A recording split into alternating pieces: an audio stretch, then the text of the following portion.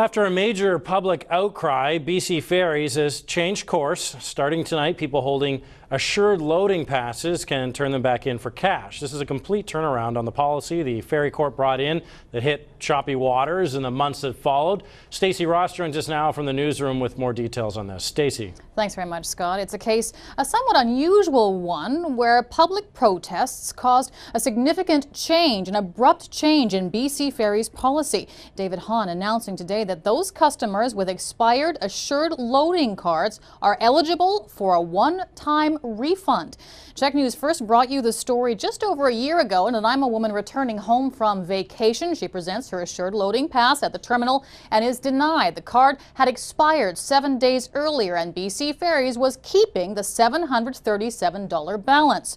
Now, a man who had been buying prepaid ferry tickets since the 1960s was out $483 after his card expires. He was told he had to buy a new one but couldn't afford the required top-up to $1,250. Now, at the time, BC Ferries said customers had been aptly notified and it was completely within their right to keep that money. But after far-reaching public protest and threatened legal action, today that policy has been reversed, at least temporarily. I think there's been a pattern of confusion around this.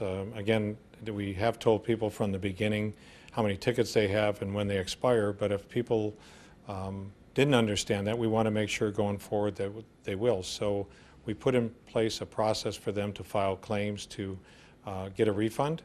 We are going to put in place on November 1st a mandatory registration, so we have direct communication with them going forward. And we're also describing the product in as clear as terms as possible that it's a use it or lose it product.